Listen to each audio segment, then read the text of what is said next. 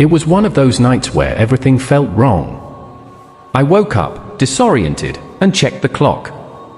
It was well past midnight. The silence in the house was oppressive, almost suffocating. My stomach growled, loudly, angrily.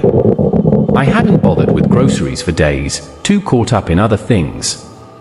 Now, here I was, alone, in the dark, with nothing to eat. I wandered through the house, half hoping I'd missed something. The kitchen was bare. Every cupboard I opened was as empty as the last. The fridge was a joke, nothing but a half-empty bottle of ketchup and an old takeout box that smelled of regret. My stomach twisted in hunger. The thought of delivery crossed my mind, but that meant waiting. I needed something now. I needed it to stop this gnawing feeling. And that's when I remembered the 24-hour store just down the road. I didn't want to walk there in the dead of night, but there was no other choice.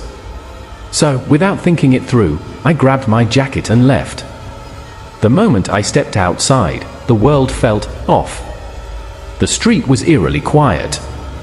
Not a single light in the houses, not even a faint glow from behind drawn curtains.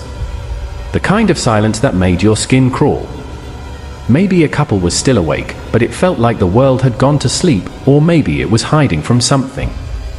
The street stretched on longer than usual, as if the distance between me and that store was somehow greater than it ever had been. The cold wind bit at my skin, sending shivers down my spine. That's when I noticed the trees. They were moving, but not in a natural way. It wasn't just the wind, they were shaking, as if something was up there, hidden in their branches. I stopped, my heart hammering. I scanned the area, empty, quiet, still.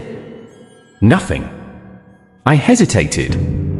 Part of me told me to turn back, to forget the food, forget the store, and just get home. But another part of me, the hungrier part, pushed me forward.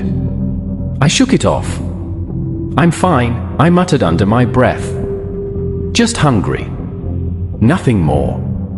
I forced myself to keep moving, trying to ignore the creeping unease that crawled up my back like an invisible hand. As I walked further, the night seemed to stretch and twist, becoming darker, colder, and somehow thicker. My footsteps echoed, but there was no one around to hear them. Then, finally, I saw it, the store. A small, dimly lit place with a flickering sign above the door. A wave of relief hit me.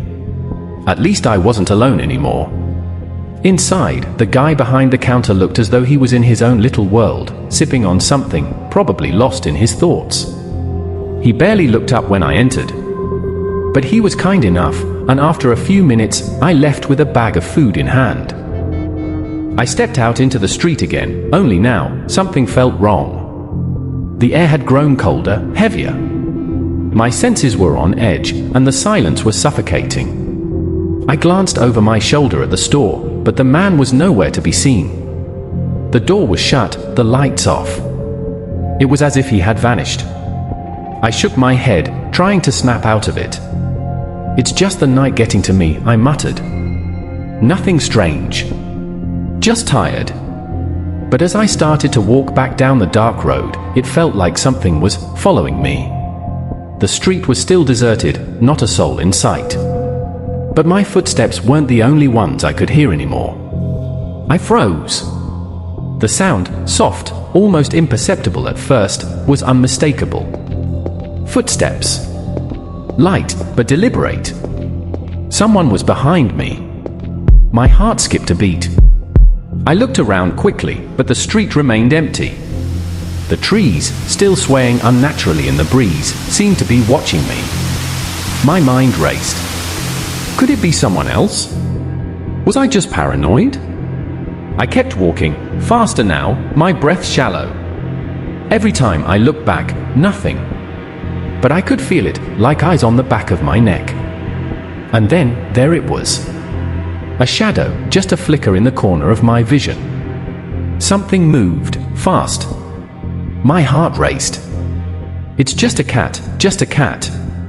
I tried to convince myself, but my legs started to move faster, as if running would somehow make it go away. I stumbled forward, trying not to trip over my own feet. I glanced behind me again. A cat? No. It wasn't a cat. The breeze had caught a piece of paper and it danced across the street behind me like it was alive. I laughed nervously, relieved, but a part of me knew something wasn't right. My mind replayed the moment in a flash, the shadows, the noise, the strange feeling creeping along the edges of my thoughts. That paper? It wasn't just a piece of paper. I forced myself to keep moving, ignoring the cold sweat forming at the back of my neck. My house was in sight. I just had to make it there, just a few more steps. But I didn't dare look back.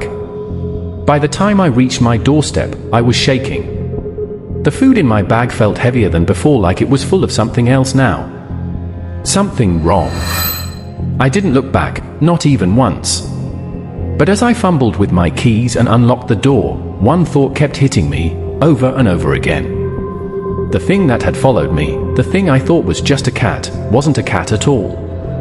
And when I stepped inside and locked the door behind me, I swore I could still hear those footsteps, slowly, steadily, tapping at my window. I didn't sleep that night. I couldn't. My mind kept replaying the events over and over again. Was I just paranoid? Was it all in my head? The next morning, I stepped outside to get some fresh air, still feeling that strange weight on my chest. When I reached my doorstep, I froze. There, at the foot of the door, was a crumpled piece of paper. I didn't touch it at first. I just stared at it. The wind was calm now, the street silent, but I couldn't shake the feeling that I wasn't alone. I bent down, picked it up, and saw that it was blank. No writing.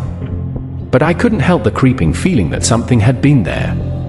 Something watching. I shook my head, trying to release it. Maybe it was just a piece of paper blown by the wind, maybe it was nothing. But as I walked away from the door, I couldn't shake the sense that something had followed me back, something I couldn't explain. And the weird thing was, as I locked the door behind me, I still couldn't quite shake the feeling that the night wasn't over.